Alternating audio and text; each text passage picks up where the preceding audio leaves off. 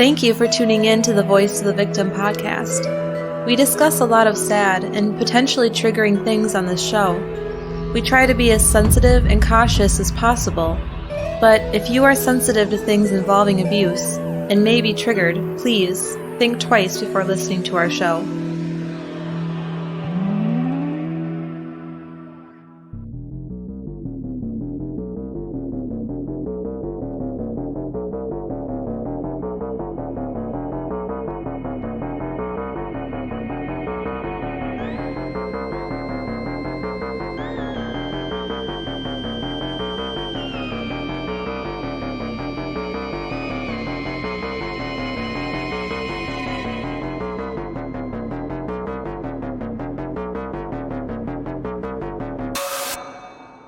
Welcome to the Voice of the Victim podcast. My name is Ryan. And I'm Rosie. How are you doing tonight, Rosie? I'm good. We took the week off last week. Yes, we did. That was unprecedented, and we're sorry. Was it? I feel like we take every 3 weeks off at this point. The vid, man. The COVID. Yeah, I think if we feel like we can't make a good quality show that week, it's better to skip it than to force one out. Yeah. Our listeners in the long run will appreciate that. So, anyway, I'm good as well. I've been keto for 3 weeks, and I've got pork belly smoking right now in the kettle. So In the kettle? The Weber kettle. Oh, I didn't know it was actually called a kettle. Oh, yeah. Grill. Because it's a big kettle. Huh.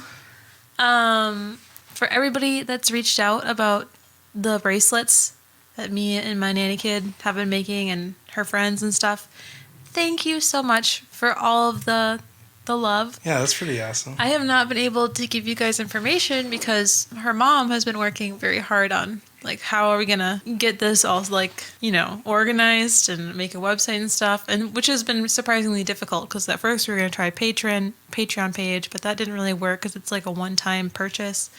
Anyway, I'm proud to announce that we now have a website. It's a really weird website name, like, to search. We'll put it in the show notes. So I'm going to put it in the show notes, and I'm going to put it on an Instagram post on our Instagram page, but her little business name is Lanybug Bracelets, and I'm happy to say that she's actually getting interviewed by a local newscaster. Oh, really? Yeah, this Thursday. Yeah. So that's a huge deal. That's crazy. I know.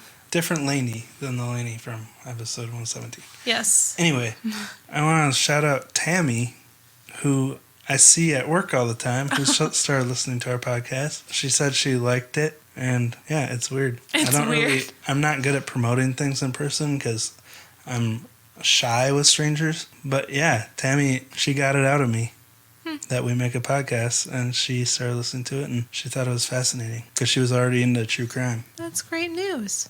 Yeah, so thanks, Tammy, if you hear this. Let's thank our new patrons. First, we want to thank Naomi. Thank you, Naomi. Thank you for your sweet message today. Yeah, that was really nice. And also Rachel. Thank you, Rachel. Thank you, Rachel. So, do you want to read the review tonight? Sure. All right. It's entitled, One of My Favorite Podcasts. It says, updating, still love you guys. Don't listen to the haters. I think you guys are awesome.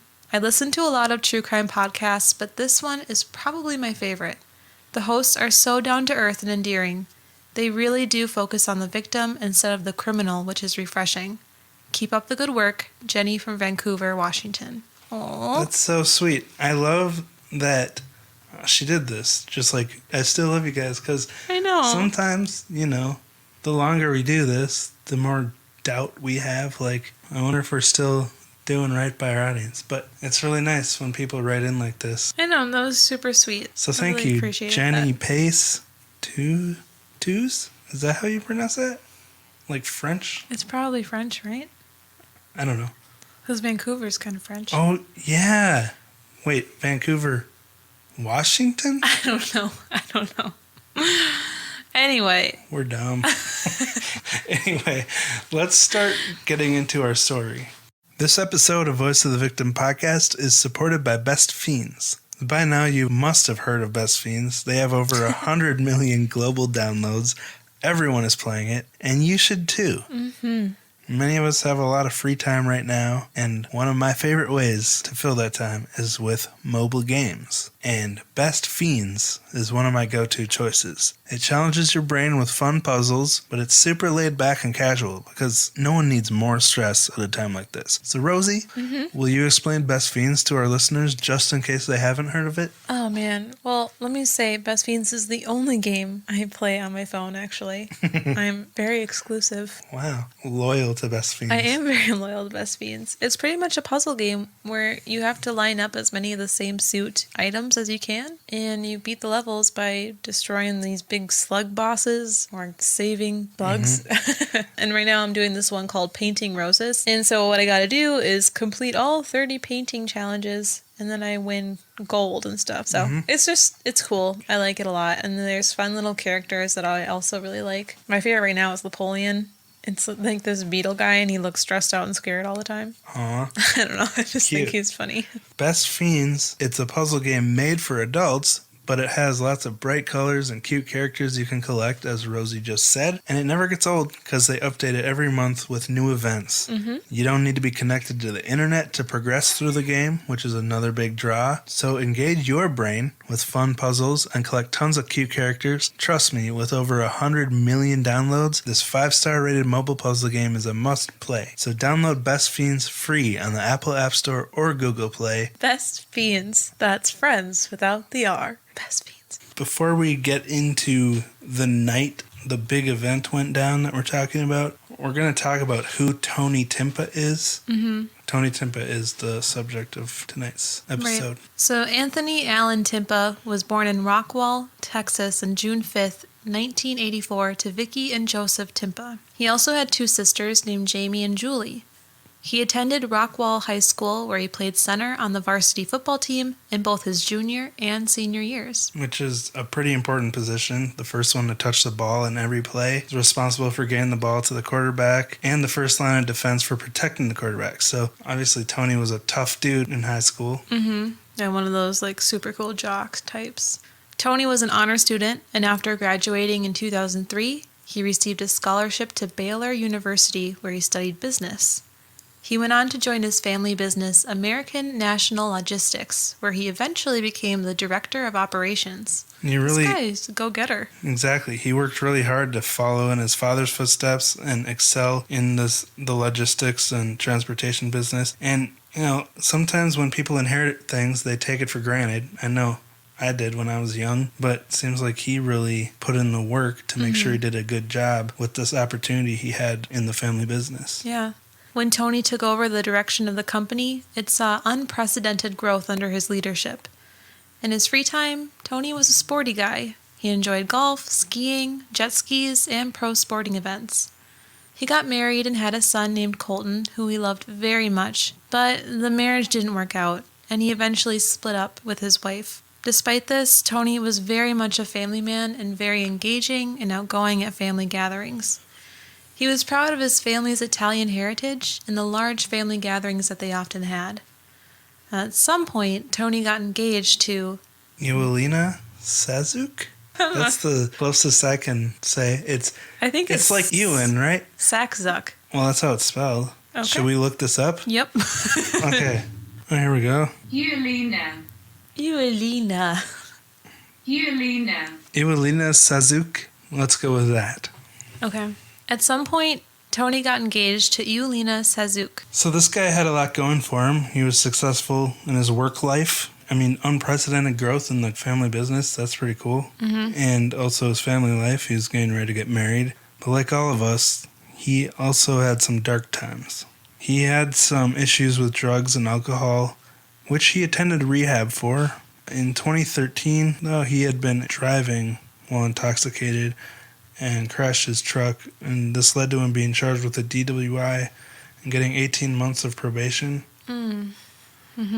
So yeah, I would say there's some definite dark points he's going through. Yeah, it was clear he struggled with addiction to drugs and alcohol. Probably the stress of running that business. Yeah. Well, despite his troubles, Tony trusted and respected the police, having idolized them from a young age. In fact, one of his favorite books as a kid was Peter Pat and the Policeman, which I've never heard of before. At first I thought it was a typo of Peter Pan. Yeah. No, it's Peter Pat And it's really interesting that this was his favorite book because there was a memorable quote from the book that will come into play later, but I'm going to read a little part of it. It says, Peter Pat knew policemen helped people, for his mother had told him so. He ran up to the policeman and cried, Mr. Policeman, I'm lost. Will you show me the way home, please? So, if this was one of his favorite books, he had respect for policemen. But I'll come back to that later. Unfortunately, there's a not so great reason that we're talking about Tony tonight. So, the big event begins on August 10th, 2016. Mm-hmm. Rosie, do you want to get into that? Mm-hmm. Tony's mom, Vicky Timpa, was contacted by the Dallas Police Department, who delivered some shocking news. They had found her son's lifeless body. And I can't imagine how you'd feel getting that kind of news. It would be, it is life-altering, but in the moment... Yeah. So one of my worst nightmares is, just being contacted by police to find out something happened to you or one of my other family members. Just... Oof. When Vicky asked what had happened, they told her that Tony had been out drinking that night, and while he was at a bar, he had a heart attack and died. So this was odd, being that Tony was only 32. Well, he did have, some issues with addiction, but it bothered her that their answer was so quick and vague. There were no details about what led up to it. So she kept digging for more details. She was able to get another officer to talk to her, but strangely, what he said conflicted with what the first one had said. He told her that an officer was patrolling the street when he came across Tony passed out by his car, and then he died. This left her with more questions than answers, because one of them has to be lying now. She has two police officers contradicting each other. Mm-hmm. At first she was just trying to get more details, because it felt vague, but now she sees that there's a contradiction here. So again, she pressed for more answers and got a third officer to talk to her. This one said that Tony had called 911, got into an ambulance, waved to the cops, and then collapsed. So again, completely different than the other two scenarios. None of these two go hand in hand. No, not at all. It's either one of these or none of these. Two of them are lying, and if two are lying, three are probably lying. So another thing that Vicky, his mom, noticed is she had gone to the morgue, and when she visited her son, she noticed that there were bruises on his arms, and she also saw grass, up his nose. Oh, wow. So it was not consistent with what she was being told. It seemed like his face had been in the grass, almost forcefully. While she was at the morgue, she was seeking answers, and a woman working there referred Vicky to contact Ambulance 47. Which was maybe the ambulance Tony was in this third scenario. Vicky called them, but as soon as she asked about Tony, the person on the other line frantically said, "Ask the police what happened," and quickly hung up on her. What the heck? How you call emergency services to ask them about your son and they hang up on you after telling you, basically blowing you off? So both Dallas News and Tony's family requested copies of the autopsy report on Tony because they're hoping to get more details after all this constantly being blown off. An autopsy had been done, but it wasn't being released. Not to the news media and not even to the family. What? That is just bizarre. 5 days later, on August 15th, a memorial was held for Tony. But the lack of any real information made a difficult occasion even worse for Tony's loved ones. 2 weeks passed, and the lack of closure was eating away at Vicky. She decided to file a request for public records from the Dallas Police Department, demanding the police report and autopsy report, writing, "I want to know what happened." Which is only fair. She's his mother. I wouldn't even say it's fair. It's it's her right. Fairness aside, she's his mom. Exactly. She does have the right to know the truth. And she's gotten so many different answers and found so many suspicious things around it.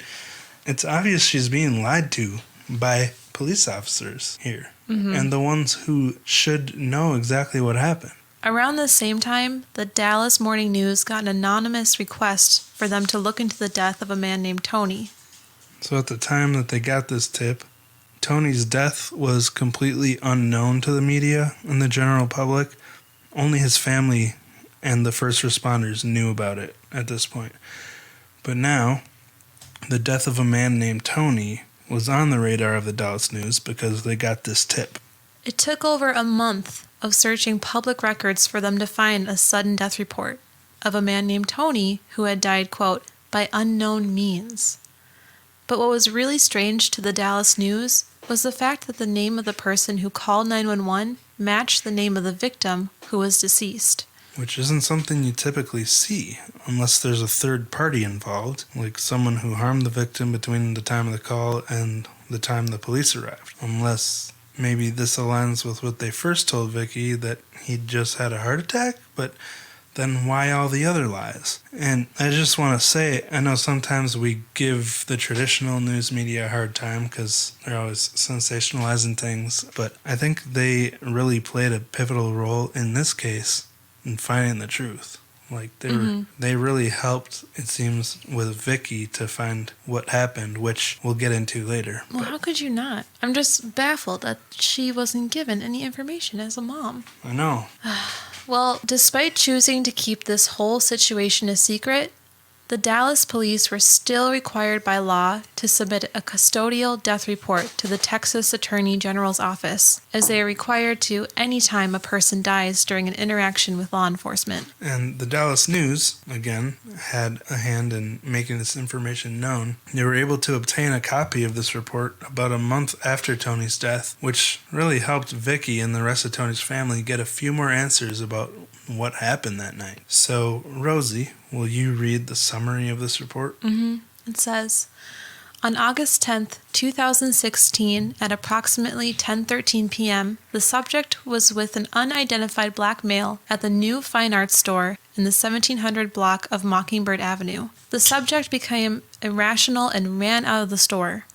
Witnesses said the subject believed someone was after him. A security guard followed the subject out of the business and east on Mockingbird Lane. The subject began walking into traffic, so the security guard tried to physically restrain him. A second security guard was driving by the location, saw the altercation, and stopped to aid the first security guard. The security guards work for different companies. The two were able to put the subject into handcuffs. At this point, an officer arrived and put his handcuffs on the subject. Additional cover officers arrived and they attempted to gain control of the subject. Dallas Fire Rescue was called to the scene and the subject was placed in an ambulance. Then he stopped breathing. The subject was transported to Parkland Hospital where he was pronounced dead. Officers did not use an electronic control weapon or an impact weapon. An independent civilian witness was at the scene and provided a statement. 3 of the involved officers were wearing body cameras. So they make it sound like they put handcuffs on him, but something he was on or whatever made him just randomly die. Right. He just was in the ambulance and stopped breathing, which is weird because the ambulance is for the opposite.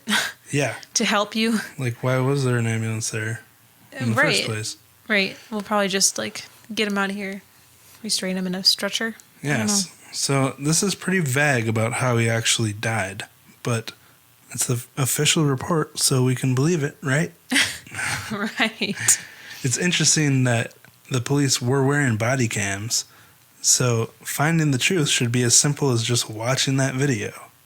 When this report came out, this was actually the first time Vicky learned that her son had actually been handcuffed before the police even arrived by these security guards, which was a shock to her. Like, why was he being detained? Right. You would think that would come up in the story when she asked her, or asked the officers what happened to my son. Exactly. And it's also worth noting a few other things that they reported. Right. The report had a field for the following questions. Did he threaten the officers involved, resist arrest, try to flee, hit or grab an officer, or use a weapon? To all of these, the answer was no. The only field that said yes was that he was intoxicated. Since this report was so vague, It didn't satisfy the family's need for closure, so Vicky didn't give up, and neither did the Dallas News. On September 21st, 2016, they filed 3 separate requests for public records, seeking a recording of the 911 call along with the police incident report, an autopsy report, and the body cam footage from the police that night. And then Vicky herself contacted the medical examiner's office in October 2016 and begged them for a copy of her son's autopsy report. Yeah, which how could you say no to? Well, why would she have to beg? I'm just so confused by how this situation's being handled. I know. On a human level, it seems ridiculous, but this is the red tape you have to cut through legally. And again, all of these requests were shut down at the time with a simple explanation. They said the police were actively investigating the case, so they couldn't release any of the evidence. So that's interesting. Actively investigating? Mm-hmm. But if he just died in the ambulance, what is there to investigate? And if he just passed out and died, what... Yeah, well, that's the thing. There is body cam footage. Right. But when she went there to beg for the copy of the autopsy report, they did feel kind of bad for her. Right. They felt so much pity for this mother in distress that they did tell her one detail. The official cause of death, which was homicide and sudden cardiac arrest. How is that possible? Those two things don't typically go hand in hand. You either are killed or your body kills you, you know? But I guess they were actively investigating it at the very least, you know? Like, I guess. Maybe the truth will come out eventually. Well, Vicky learned a few more details during this visit that helped the official cause of death make more sense. The cardiac arrest was due to the toxic effects of cocaine, mixed with the stress of physical restraint. She also learned that an officer had pinned Tony down with a knee on his back for over 13 minutes. That sounds familiar. But now she's learning that her son was on some drugs at the time. And there's another detail we'll talk about later that explains why there could have been some irrational behavior from him. Mm-hmm. But with this knee on the back, that's where the homicide ruling came from in the autopsy report. And that's when Vicky realized that she was out of her depth and hired a lawyer named Jeff Henley, who asked both the police department and the medical examiner for all records pertaining to Tony Timpa. In November of 2016, he filed a civil rights lawsuit in federal district court against the city and the security guard. But the officers involved actually had their identities protected by the city, so Henley just had to sue them as John Does, which doesn't make sense to me. No. If you did something illegal, I don't know why your identity should be protected. And again, all requests for records from the police department were denied. And again, they said that they were continuing an investigation. Henley filed another suit against the city in pursuit of the documents, but they ignored him, missing several deadlines and court dates, to which they later said the Dallas County District Attorney's Office advised them to withhold all records until the investigation was closed. So when is this investigation going to be over? Yeah, exactly. I don't know why they couldn't have said that right away instead of missing a bunch of deadlines and court dates. Could you imagine if a normal person did that? Like, just ignored buy time, I'm sure.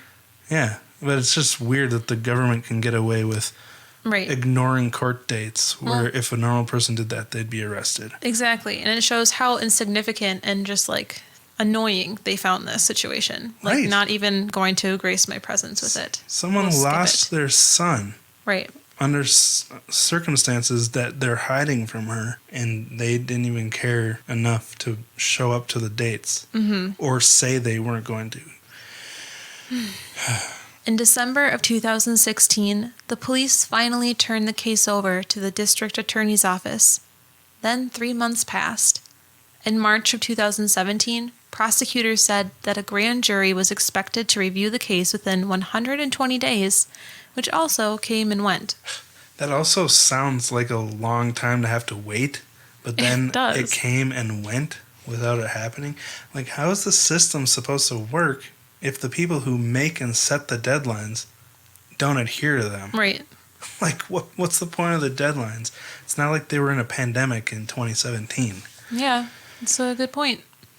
But what they finally did get by this time was a basic incident report. It was heavily redacted. Of course. But again, there was more contradictions. This report said Tony had been aggressive and combative, and that he died at the Parkland Memorial Hospital. Yeah, so the first report said that he stopped breathing in the ambulance, and that he had not resisted or hit the police. So how do two official reports contradict each other so much? Again, it's obviously just more BS. In April of 2017, Vicky's lawyer was finally given access to the 911 calls and the body cam footage from the police. But there was a catch. The recordings were under a protective order, so they could not be shared with anybody. Nobody publicly, no matter what was found in them. So, what's the point? Yeah, so no matter what the truth is, there's not going to be any protests or rallies trying to get anything to happen, but at least the truth finally came out, and it was a much different story than anything Vicky had been told. The former reports made it sound like Tony was acting erratically, so he was subdued by a guard, and the police were called on him. But here's what really happened. Tony had been out for the night in Dallas when he pulled his Mercedes into the parking lot of the adult store. He felt unsafe, and he called the police asking them for help. So remember that book he loved as a child, where the kid asked the cop for help to get home because his mother told him that that's what police are for, they're there to help you. No doubt that sentiment had stuck with him. Granted, it's a much different idea of police than most kids have now, but this was still deeply ingrained into Tony Timpa, so just think about that. On the 911 call, Tony told them he suffered from anxiety and schizophrenia, and he had been off of his prescription medication. So that's kind of a big deal. Right. He also said he had taken cocaine, and he was unarmed. That takes away most physical threat. He's also schizophrenic, which you'd think that would be treated with a lot of caution, especially he was upfront about being on cocaine. He realized he had messed up, and he called the police for help. Like he was like, I messed up, I'm in this bad situation, I don't want to hurt anyone or hurt myself, I'm going to call the police for help, like the kid in his favorite book growing up. And what happened when they showed up, it's a disgrace when you consider all these things. Because you mix all these things together, these drugs and being off his meds and schizophrenia, no matter how harmless his motives are, he's going to have some erratic behavior. And you'd think this is something police would be more educated on, is how to handle stuff like this. Because he did mention it in the call. But what happened after the call? Well, after the call, a security guard from the store followed him out and saw him run across Mockingbird Lane in bare feet and shorts. Another security guard named Glenn Johnson was driving by and stopped to help. He handcuffed Tony. When the police arrived, Tony was on the ground near a bus stop bench. So Sergeant Kevin Mansell was the first to arrive on the scene, and then officers Danny Vasquez and Dustin Dillard, who Dillard was just a one-year rookie on the force. And then two more officers showed up after that, Domingo Rivera and Raymond Dominguez. So there's 5 officers and 2 security guards. You'd think it'd be handled well. I mean, that's quite a team. After all, Tony called them for help. It is quite the team. At 10:40 p.m., officers Dillard and Vasquez approached Tony, sitting on the ground with his hands cuffed behind his back. Now, as of recently, the actual body cam footage has been released to the public. It's on YouTube. So we're going to watch it, or at least part of it, and describe what's happening so you can hear exactly what it was like, and you can hear Tony. Hey, Tony, chill out, man. Please give me, just take me down. No, you're fine. Don't hurt me. We're not gonna hurt you, bro. We're not gonna hurt you, bro. Relax, man. No. He's asking them to just take him down. Like, Yeah. don't hurt him, just take him down to the station? precinct. Yeah, whatever it is, keep him safe. But it keeps going.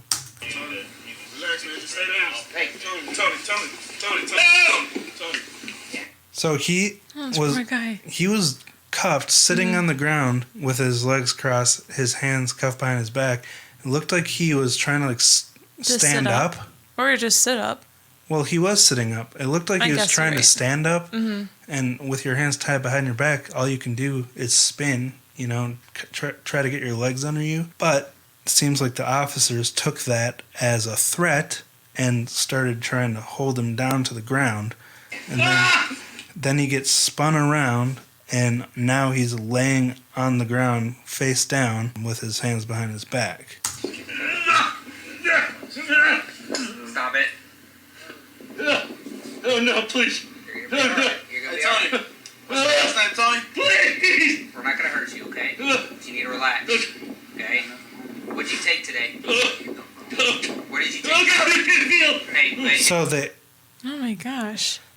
some of them are talking to him like a child, but they ask him a question and he answers it immediately.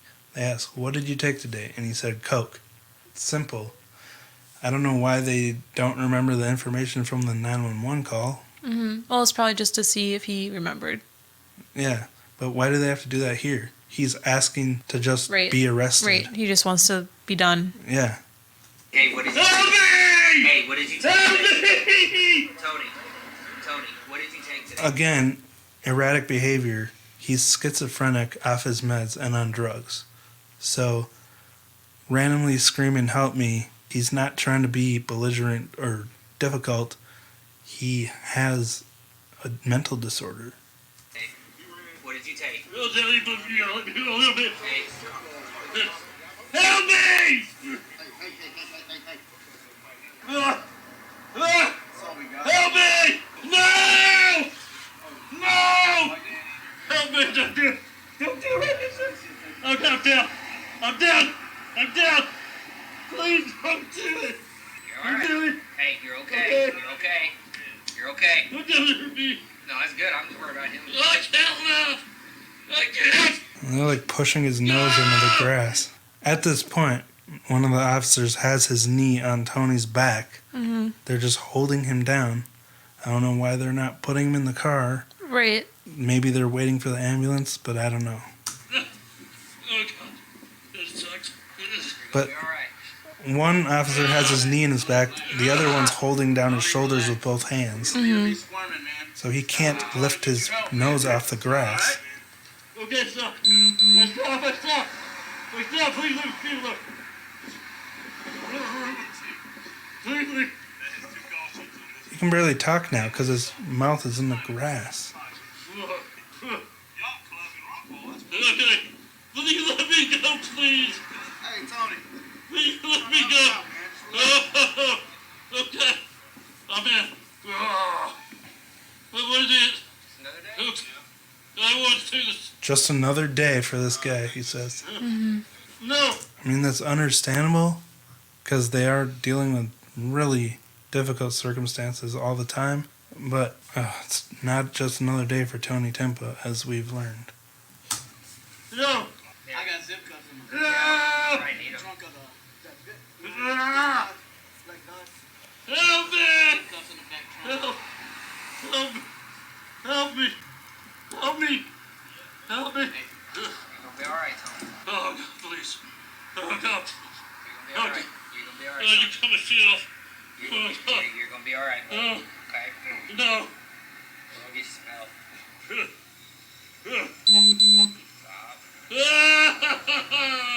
Stop. Stop. Stop, officer. You're gonna be okay. Okay. Tony, chill. They just keep holding him down. Okay. No. Help me. Tony, you're gonna have to relax. Help me. Okay, stop. You're gonna relax. I'm Relax. stopping, please. Okay. Please, I'm stopping, please. Okay. Ah. Ah. Ah. Ah. I'm trying. It's squirming way too much. Here. No, please don't do that. Please don't. Stop it. Stop, Tony. Stop. Please. You're gonna have to stop No! squirming. Help me! Help me! Help me! Help me!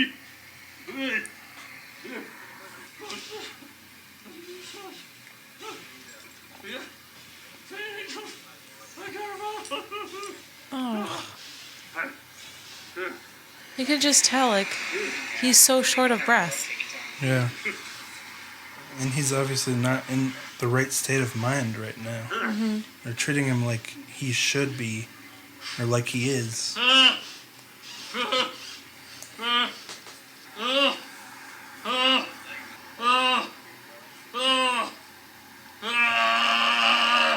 You suck, fucking. I'm trying to get. I'm trying to get. I'm trying to get. Yeah, that's it. I got it. I got it. Where is I touched? I touched it. He's trying to help you out, okay? He's trying to help you out, okay? You're doing good. You need to relax. I don't understand why he's still on the ground. Like, or at least like put him on his back. Yeah. Right now they're looks like the EMTs there, they're taking his blood pressure. But he's still face down on the grass. It's like that's not going to be an accurate reading. Right. He's in a stressful situation. You'll be alright. I'll help you out. He's got this cuff squeezing the heck out of his arm.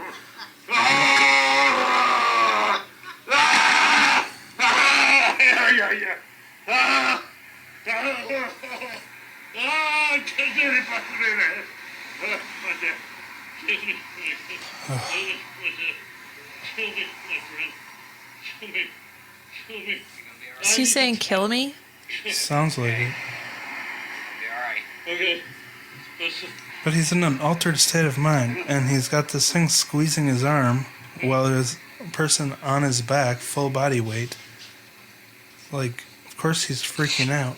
He's squirming a lot, like trying to get up. 'Cause, You'll be I mean, alright. again, he's so intoxicated, he probably keeps forgetting where he is and what's going on, you know? Yeah. Help! Help me! This must have been so hard for his mom. I know. Yeah, we'll get into that. Help me! Help me! We're 10 minutes into the police arriving, and he's still alive, Help me! you know? And on the ground. At first, they told his mom they found his body. And they're 10 minutes in, he's still alive, he's still screaming for help, Tony. and he's still Tony. Tony. on the ground with a guy on his back. That's what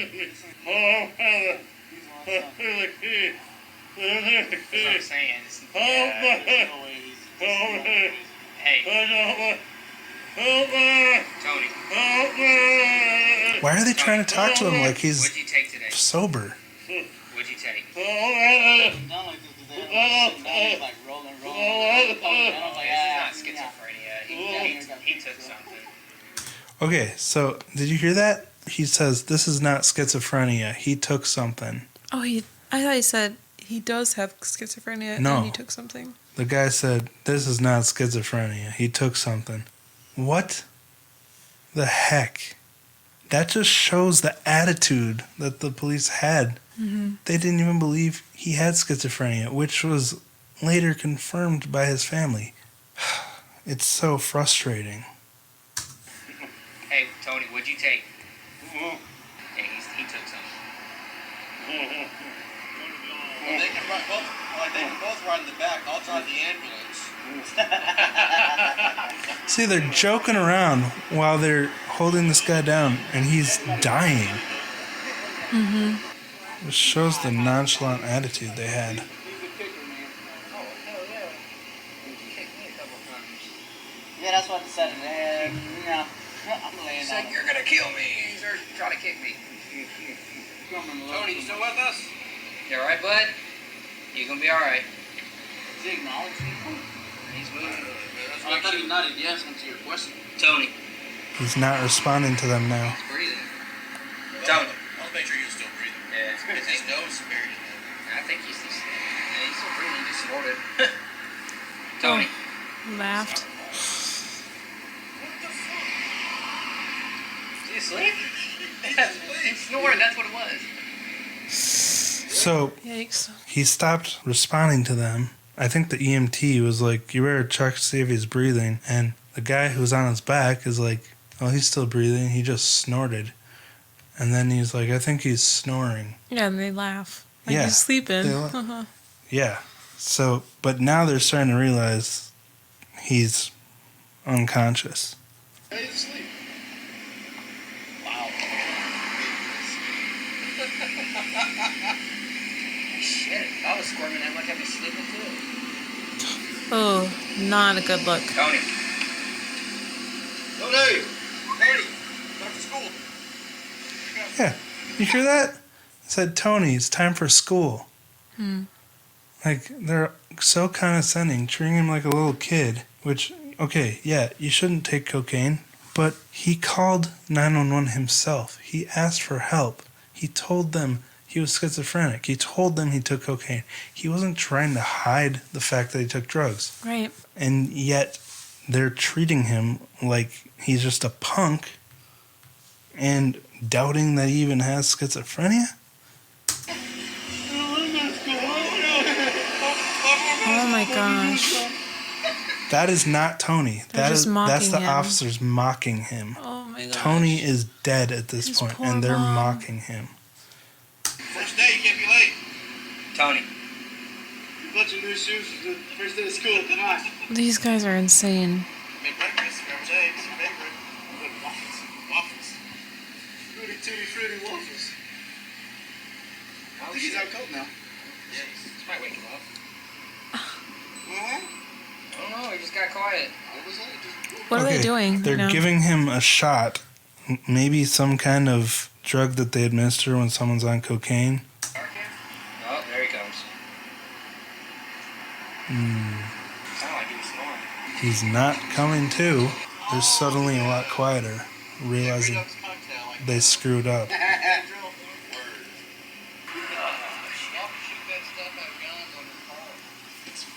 That'd be awesome. Wow, they're really nonchalant. I'm closer now. I'm a little closer. Wait for me. He's just laying on the ground dead. Yeah. What's your phone in my other part of my order? Turn it this way. Now they're rolling him on to a stretcher, Alright. Jesus Christ. bring him to the ambulance. But he's Don't fall off now. completely limp. They're still talking to him like he's conscious. They put him on the stretcher with his hands still cuffed behind his back. He ain't dead, is he? He's on top of his hands. Oh, okay. See that EMS? He's like, oh, we're screwed.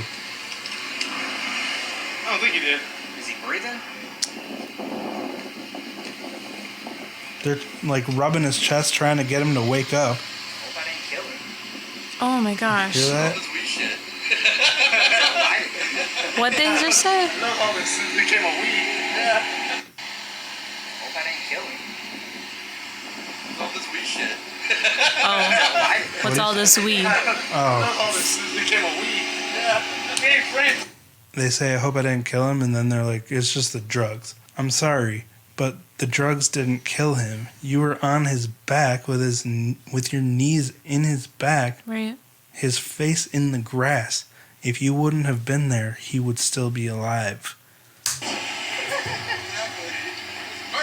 So now they're bringing him to the ambulance. America? I just heard someone say America. Yeah. So that's all we're going to watch from this body cam footage. But Not there's good. another 11 minutes of them just trying to resuscitate him. By the end of the video, they're all really bummed out. Like, Well, they good. I'm realize glad that they they realized. screwed up. So what did you think of that? I just couldn't get over them, like, actively mocking him after he passed out. How can you have such little respect for this person who was literally crying out I know. for help? It was clear. It was obvious they had no respect for him. They were talking to him like a child. They didn't believe that he was schizophrenic. They were just blaming it on drugs. Yeah, and they're like, come on, it's time for school. It's time for school. There's waffles waiting for you. Just sick. Very juvenile, immature jocks. Yeah. Well, you know what I mean. I know. Half of them are probably younger than Tony. Anyway, what happened next? After trying to resuscitate him for 10 minutes, they finally brought him to the hospital and pronounced him dead. So, the family saw this video, like we already talked about, before it was available to the public, which must have been horrible. The trauma and the anger that Vicky must have felt. I can't even imagine watching that. That was my son. I know. And how could you not watch? It's like a train wreck, you know? You can't look away. It's like, this is the last moments your son was alive, and it's caught on video. Even though it's tragic and horrific to watch, you can't help but watch it because it's the last moments your son was alive. But she did react after she saw this body cam footage. So we're going to play some audio from that where she's talking about her experience. When you turn on the news, you see this. The Dallas police found a body in this creek or that road and all this stuff. Well, that's what they told me. They found a body. How many people did they tell they found a body? How many other mothers are out there that don't know what happened to their child? How many stories did they tell all the mothers that they found a body? That they were happy and waved to the cops and thanked them?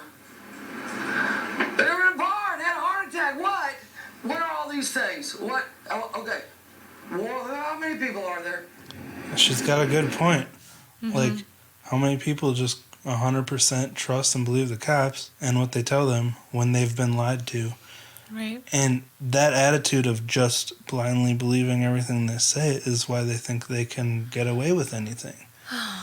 You know? So thankfully, Vicky was able to push for the truth, and we just saw what actually happened.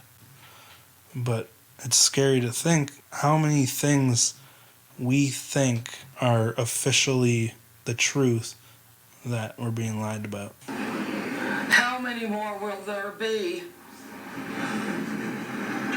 The best thing that can happen to my son right now is for these policemen to lose their badge in every jurisdiction in the United States of America and let these other cops that are good, wonderful, decent people do their job because they're there.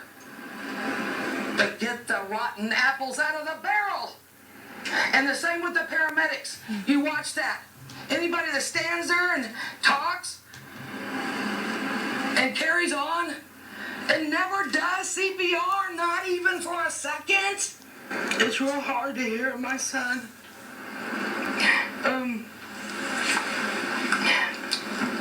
Scream, help me, and cry. And they laugh at him, and they torture him, and they kill him, and they have fun doing it, and they keep doing it even when he's not breathing, and then they're still making jokes. Because, see, it was fun for them. They were all in a circle having fun, laughing.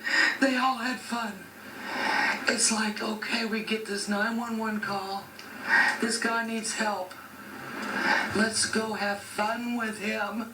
Let's torture him and kill him. And we won't use a bullet. We'll use our hands. And that's the help my son got. My son helped everyone.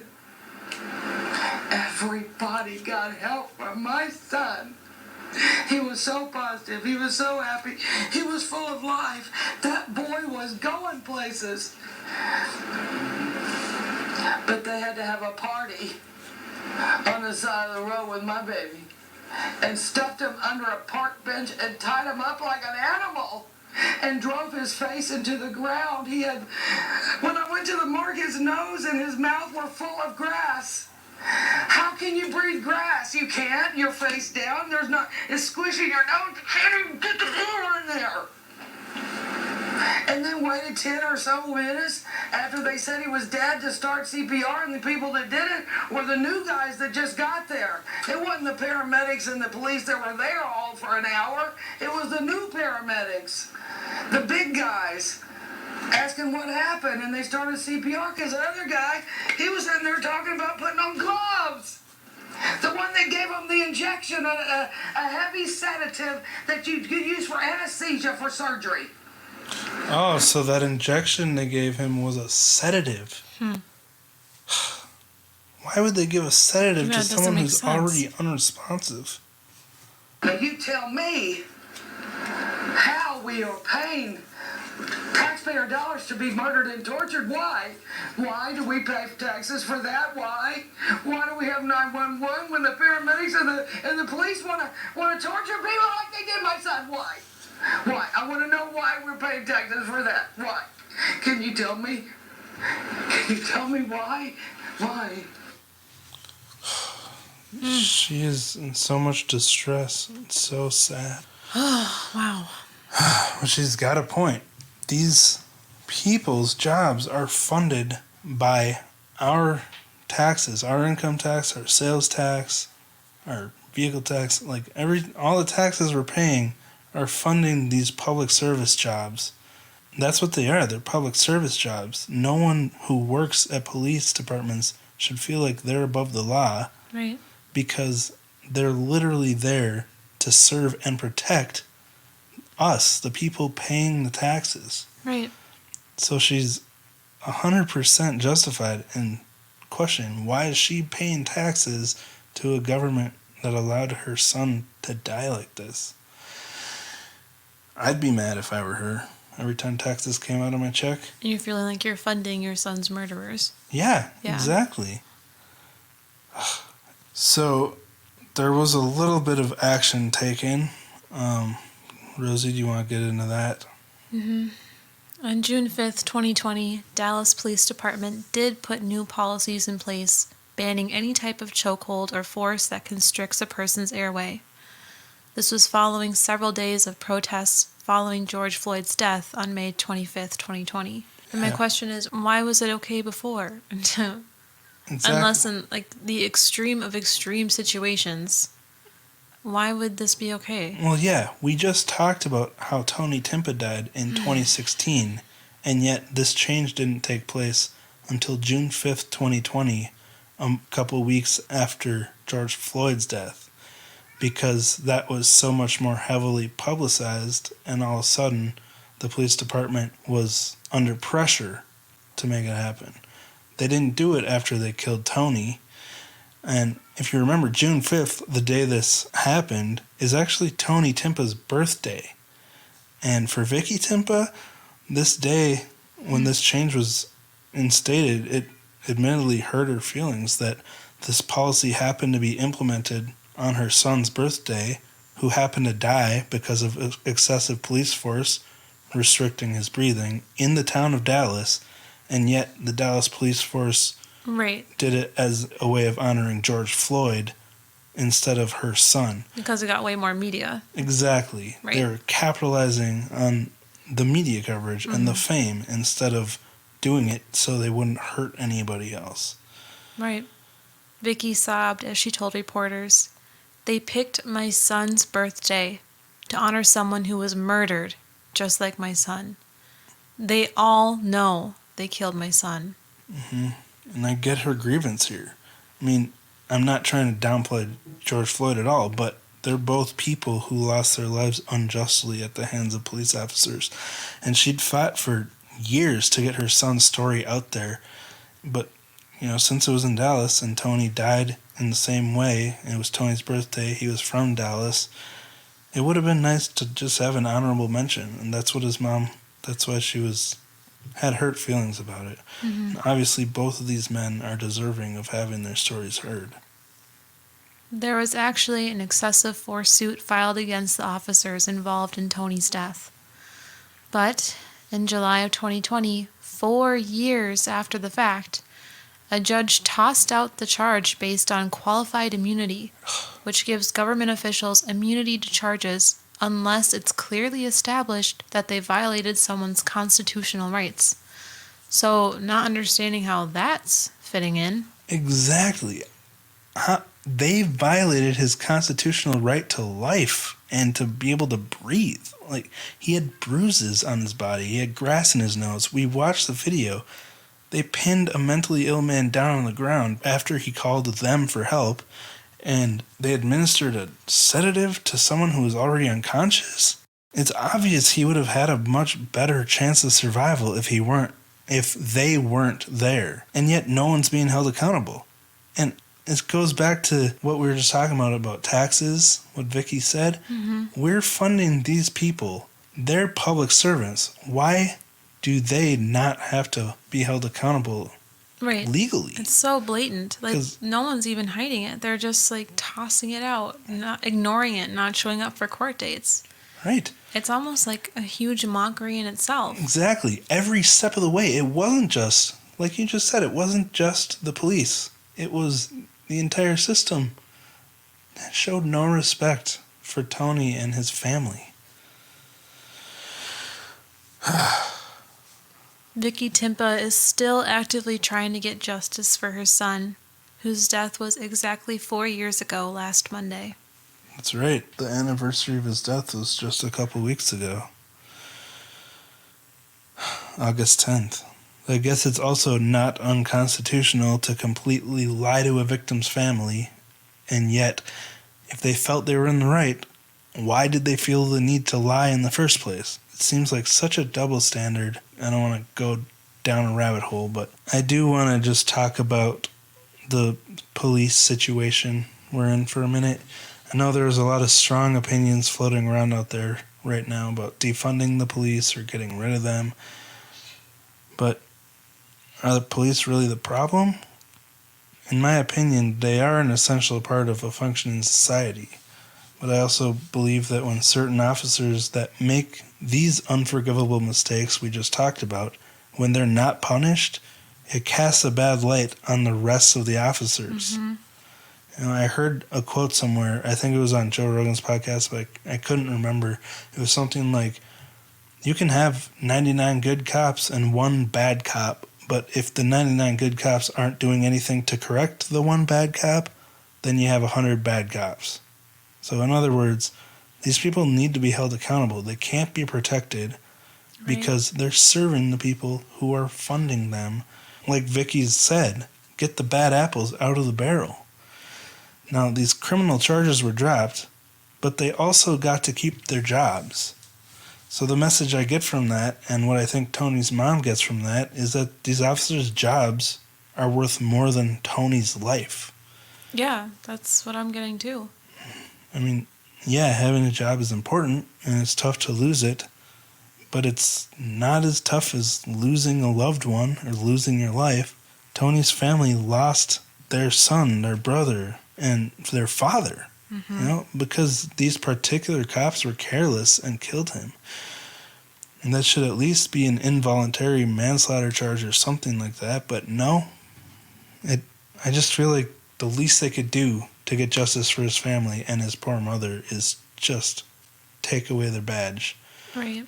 She said that she keeps watching the video every day and she hasn't been able to sleep, and I can't blame her. Oh, to be putting herself in that position where she has the video ready to watch too.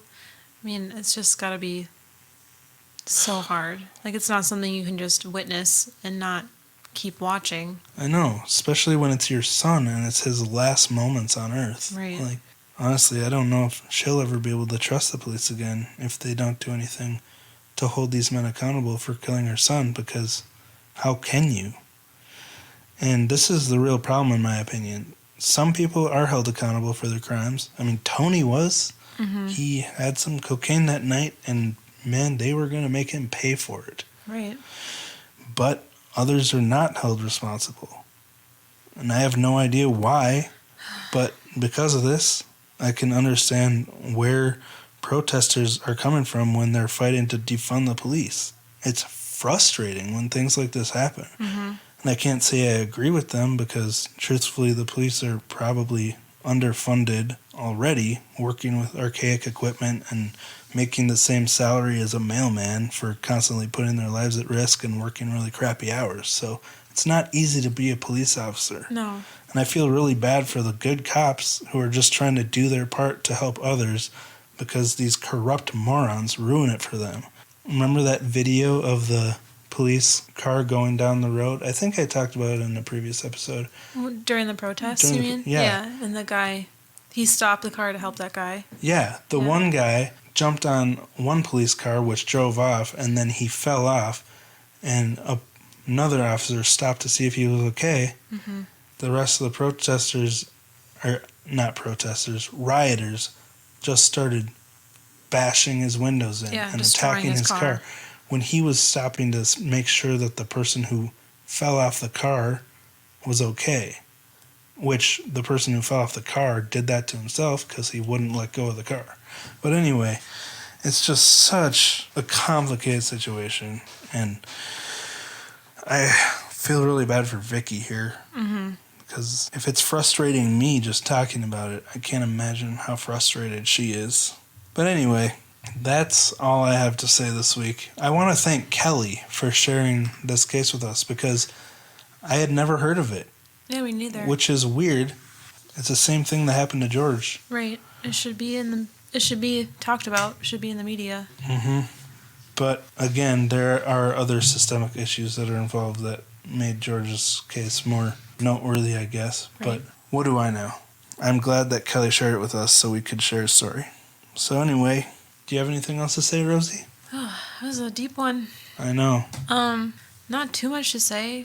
We are just plugging through this pandemic. Mm-hmm.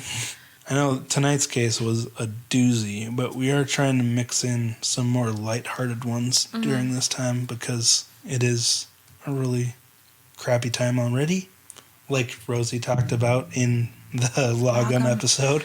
We've gotten a lot of nice feedback from that episode. Yeah. It's been good. Your episodes always get really good feedback. Oh, well, thank you. They're a lot more personal than sharing someone else's story because you usually start out talking about ranting. Yeah. You always have a passion behind your episodes, whereas like I'm passionate about the stories, but you know, I do it every week regardless of how I'm feeling. So, well, almost every week. Anyway. Yeah. Oh, I will say one more thing. I just finished a really great book for people who love to read, because I love reading, called All the Light We Cannot See. Oh my gosh. You should like start a book club. A book Discord. Pod.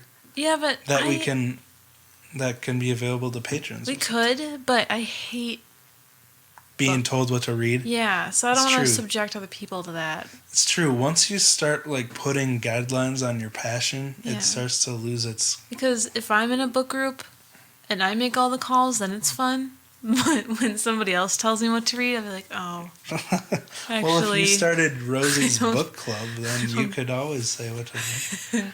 Yeah, but and then it might just be you. Yeah, but me and Burrito. We are going to have a patron episode coming out shortly, I believe. And we have an exciting new format for Patreon.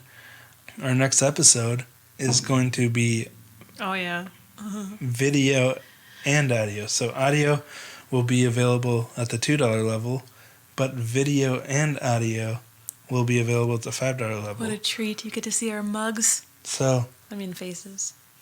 Our ugly old mugs. I don't know. It might be edited. It might not be.